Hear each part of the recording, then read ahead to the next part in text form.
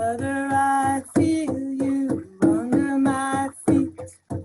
Mother, I hear your heartbeat. Mother, I feel you under my feet. Mother, I hear your heartbeat.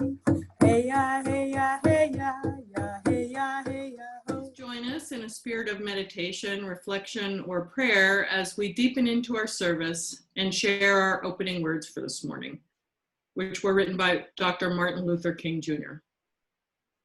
The question is not whether we will be extremists, but what kind of extremists we will be. Will we be extremists for hate or for love? Will we be extremists for the preservation of injustice or for the extension of justice? It's my pleasure now to introduce Joe McNeil. Joe has become a friend of mine. He's a person that I love and respect, and I am so glad that he and his wife Sheridan are in Bismarck, Mandan now. He is a Bush Foundation Fellow this year. He is from he's an enrolled member of Standing Rock, and his father is one of the founding members of the Greensboro Four, who sit-in movement at Woolworth's lunch counter in Greensboro, North Carolina. His father's still alive, and they go back every year, and it's really wonderful to see those photographs. He's been a friend of this congregation for several years. You may have heard him speak before. He spoke at the Doctrine of Discovery workshop that we had a couple of years ago. He also has a food catering business, and he is president of the Standing Rock Development Corporation. You probably have had some of his fry bread and wojapi, which is amazing, at some event that we've had. Joe has deep roots in his tribe, as well as the movement to assert Black and Indigenous rights. And I am so pleased and honored to welcome him. And I will say that Joe has agreed to answer questions or have discussion after his talk. So you can just keep that in mind while he's speaking. And now I will mute myself and turn it over to Joe. Welcome, Joe. I want to thank everybody for making time and taking time to be here today, to listen and to share with the world we live in and how we recognize it. But first off, let me mention to you, my wife, she said that she wanted to thank everybody at the UU for the support and the gratitude for the community that's there at the UU. She deeply appreciates as I do you. And, you know, in many ways, what I'm going to be talking about today is preaching to the choir. And it is a good choir and we appreciate it. But in order to really understand where we are sitting in today's events, it's a repeat of what happened 10 years ago, 20 years ago, 40 years ago, 200 years ago. When we go back to 400 years ago, we go back to the origins of where we're sitting at now. And the real question is that how does this system that we live in, live with, sustain itself in a way? I think we've come to a moment of change. When Emmett Till was killed 40 years ago, that was a moment of change. When Dr. Martin Luther King spoke, that was another moment of change. When John Lewis walked across that bridge, as well as my father sitting down at the lunch counter, that was a moment of change. The murder of George Floyd and Breonna Taylor are calling for another moment of change. What's happening in Portland right now is a moment of changing.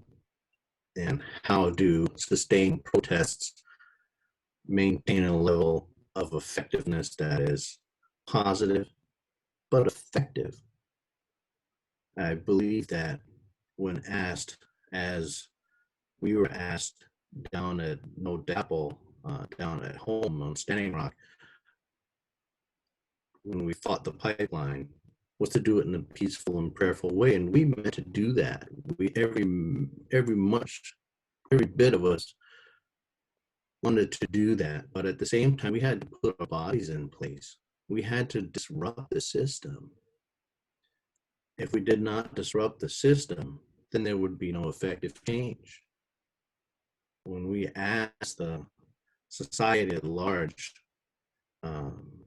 white society at large, when we say ask, but when we demand our rights, we are asked to do it in a way that maintains the level of comfort, that maintains a level of safety, of continuity of a system that they built for themselves on the backs, blood and bones of my people on both sides, my mother's side and my father's side.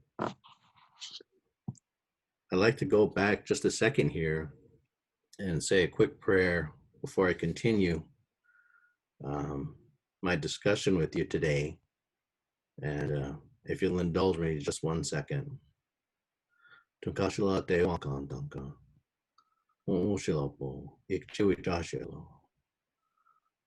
thank you for this day and for giving me the ability to speak. Thank you for my family and my children. I thank you for my Tioshpais and the worlds that we have. The great moment that we live in this day and age, that is going to be pivotal in what's going to be coming as a greater age of understanding. But this is the time that we wanted to live. This is the time we beg of thee that you allow us to be here on this earth. Our souls begged and pleaded before we came to be here to do this work, that when we go home, that we can be of greater service to you, to thee. Help us to remember our families. Help us to remember the homeless, those that are with heart, give them heart, not to give them shelter with our food to feed them. Pray for those that who refuse to feed and who refuse to help shelter and refuse to help give solace. Please be with them and protect them, as with all our people.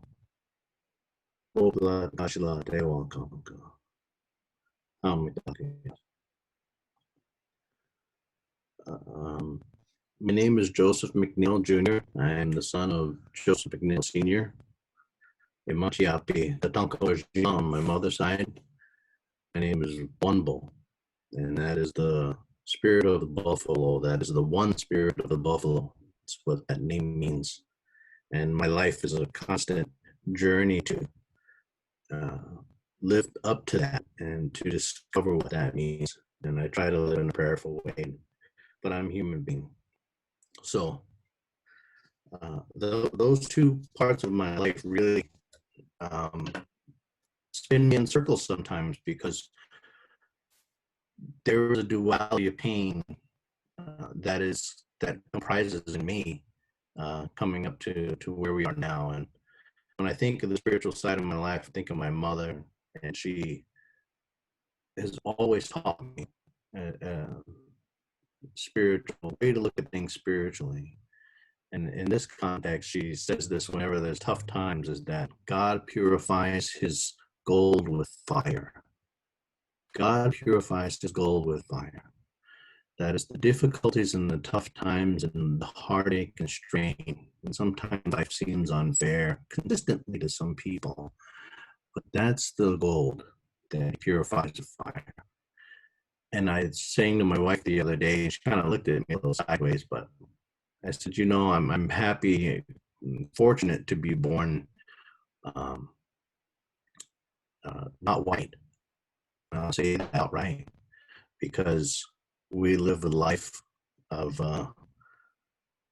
here in the United States, we live a life of being ostracized or being outcast in our own lands, being systematically put out of our own places, our own connections. And as a Black man, being feared and characterized in a way that is dehumanized on both ends. That struggle to live daily, feeling that I don't belong in the place that is mine, is it's daily. It's daily, and I struggle on how to be not to be angry, how to manage my feelings and be kind and be joyous and have humor, to laugh at myself and to laugh with others, and to trust. And I think to trust, because I have to raise my children to survive.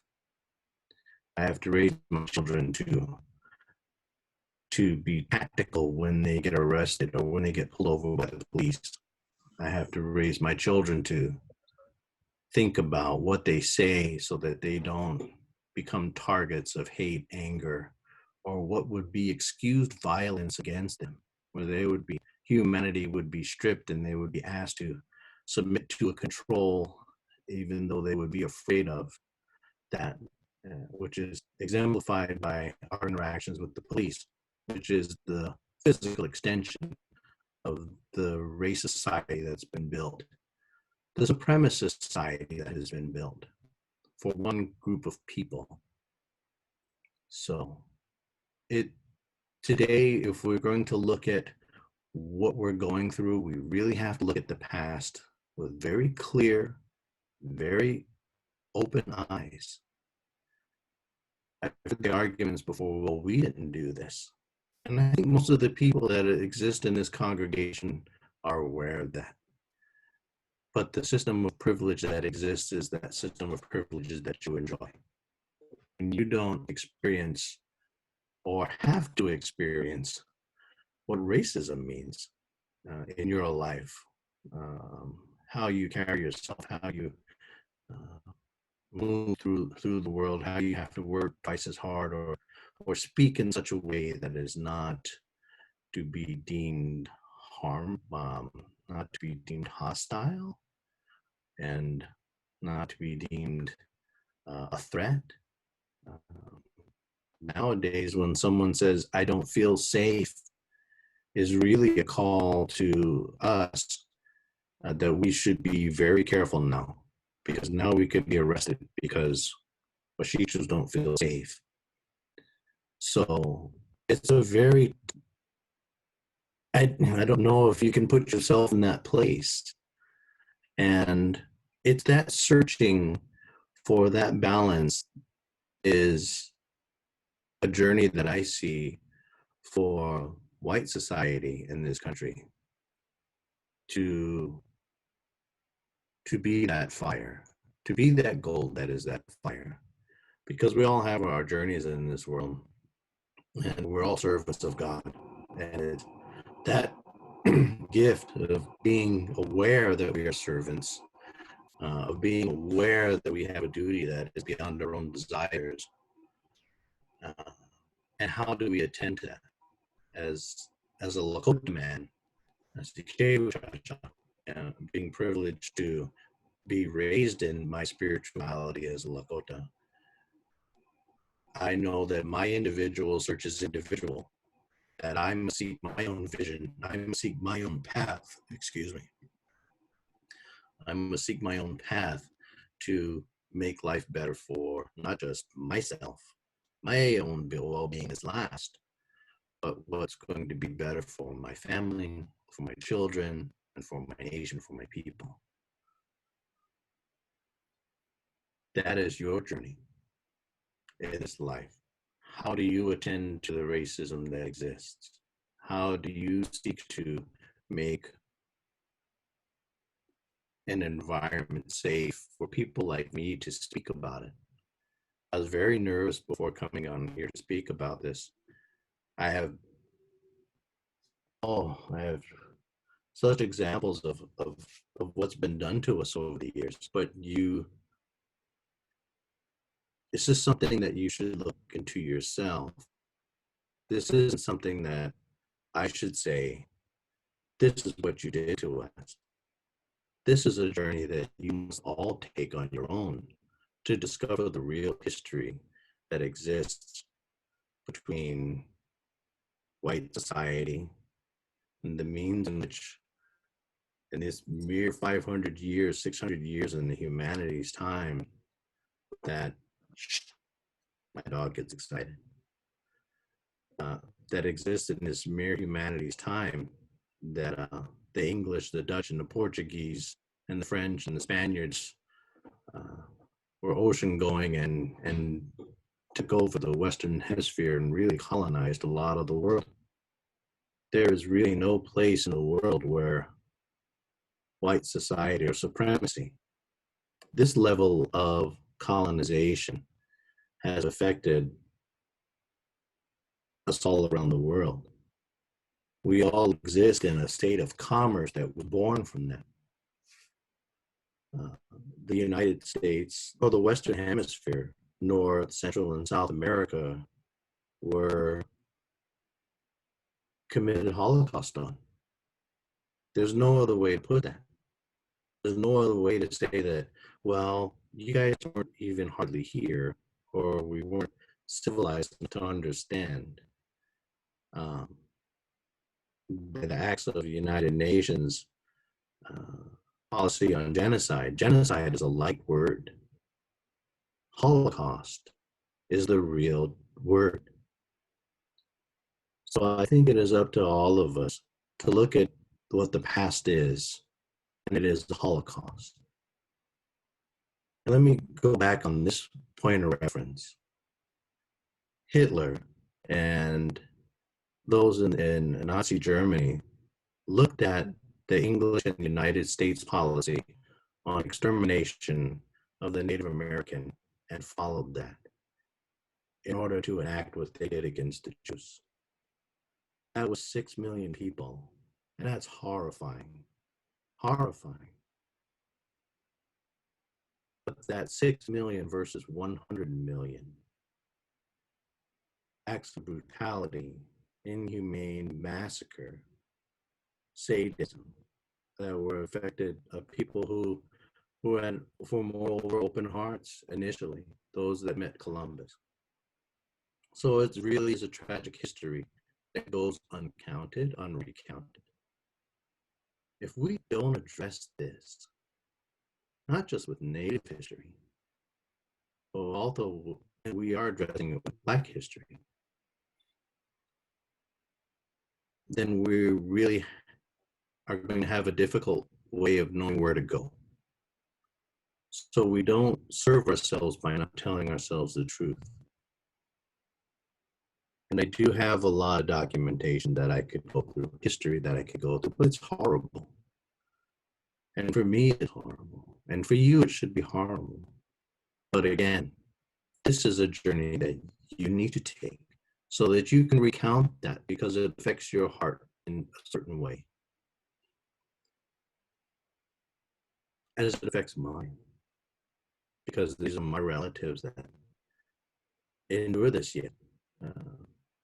My relatives at Standing Rock at home that live a humble life and don't ask anything from anyone.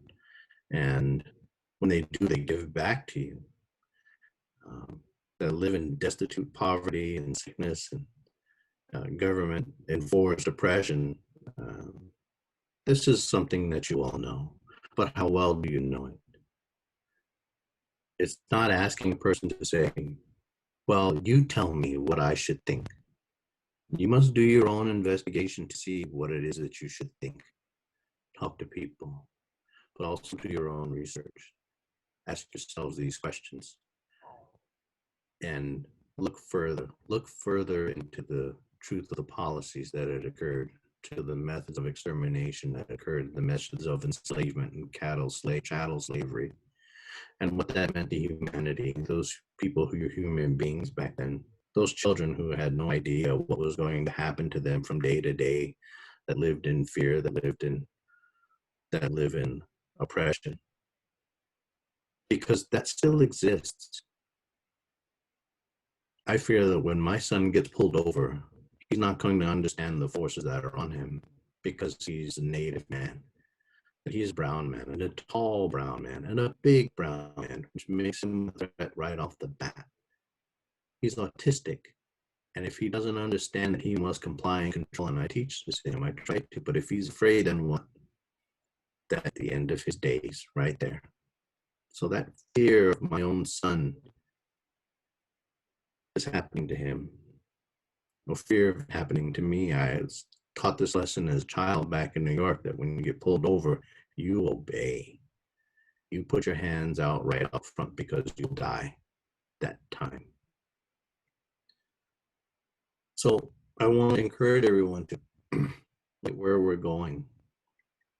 Look through the civil rights history. Look through everything that has gone on. Just don't look at the history books and says, okay, this is the Wikipedia version of it. Do a Google search and say what really happened. And then look again and look further. And then ask if you will feel comfortable enough or that you want to ask someone that, can you tell me a little bit more of what happened? But don't do it through a lens that you're justifying your history, because your history is one of the winners of the conquerors saying, this is what occurred and this is how it happened and this was just and this was right. Because the system is built that one group of people may always have. One group of people were given land at almost nothing, helped each other to maintain and sustain societies that this land people lived on previously and were slaughtered for or removed for and put into a much harder place to live. But the system was beneficial to one group of people. And laws in this country were the same thing, from Canada all the way down to the southern tip of South America. So these laws are there, and the histories are there, built around the narrative for one group of people. We're coming to a time, we have always been in this time. But thankfully now information is much more easily shared. I can talk to you from my room right here openly, and thankfully when my father left that lunch counter in Woolworth, Greensboro North Carolina, someone else would have known that would have happened, and that part of the civil rights movement wouldn't have been as potent as it was. Or when John Lewis crossed the Edmund Pettus Bridge, there were videos there as well to show people this is what's really happening. And for hearts like yours that understand humanity and move it policy and talk to others about what we need to do, because we can't be this inhumane. So it's my discussion with you is that we look into ourselves. Each person look into themselves a little further and ask what we can do a little further. And I don't know how many of you had joined the call to rename Custer Park. But to put yourselves on the line for those kids that are doing that. And I'm finding ways to do that more myself, outside of my own life, outside of my own work, to do that more, because I'm not doing enough. My wife stands for MMIW and put herself out there and be nervous about it, and as I am, it's an uncomfortable place. And some of you have done this already, but we can't stop to say that I did my part last year, or I did my part in 2 years, because we're all going to pass away. And it's that reckoning at that time, not to say that you're going to go to hell, but you need to know that what you did with your life was something good, and that everyone here on that call I know is about that life. But we need to spread this message. We need to discuss this uncomfortable discussion with, do you think that this really happened this way? What are your thoughts about history in this context? Do you think that social programs are really for people who feel entitled? Who really is entitled? When you hear people talk about people being snowflakes, who are really acting like snowflakes, not on party lines, but that sensitivity, that fragility, looking into those topics, that deep dive that goes into oneself. Because as Lakota people, we have to deep dive. We have to balance a life that was forced upon us and try to maintain, if we're lucky enough, our spirituality. If we're lucky enough to have parents who still remember the spirituality after boarding schools. I feel very fortunate to have my mother. on one end and my father on another, because it allows me to be brave enough to talk about this when I don't know everything. But I hope that this discussion with you helps you to think that, or strategize and think or feel that that sea is going to grow larger. That sea is going to grow stronger. It's going to break through that surface of self to bloom into something that's going to stand against inhumanity. Not just inhumanity for human beings, but inhumanity against all the world in this creation. Because what we do to the earth around us, how we participate in our markets, is destructive. Not just to the earth, but to all the creatures that live within. We're not leaving anything good for our kids and their kids. And we're not thinking about that. So it's really that long, tough look. But I know that a lot of people on this phone, on this call, in this group, already know this. But we have to push a little further. And with that, I'll stop. And if there's anyone that has any questions or like to discuss, I would say discussion. You know, let's talk about things a little bit and exchange. Can you talk just a little bit about how the fight for Indigenous rights and the rights of Black people sort of intersect? There was a it's kind of a bridge when let me go back here. When Columbus came, there was not just destruction, there was enslavement, and people were taken back to Spain. Also in the northern colonies, there wasn't just an extermination campaign, but there was enslavement. And during that time, the discovery of the resources that were here in these hemispheres, and the Dutch, when they went to, and the English, when they went to look for, when they discovered that there was slavery, you know, that it existed somewhere else, and they found that channel in Africa, where there was slavery to a degree. And we know slavery that existed in the past with the Egyptians, etc. So there's the history of it.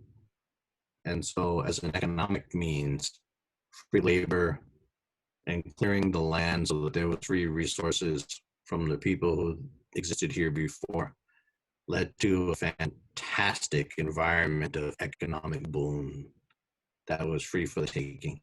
I shouldn't say free for the taking, but that wasn't free for the taking. The methodology that we just talked about a bit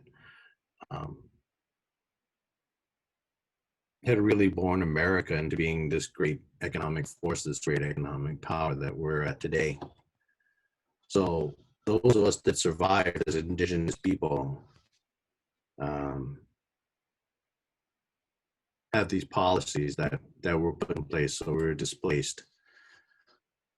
Those folks that came over, African people that came over, of course, were sold as chattel slavery, as property. And those folks that were able to escape found solace in native communities that existed in their midst and treated as human beings. Father, I see you when the eagle flies. Light of the Spirit gonna take us higher. Father, I see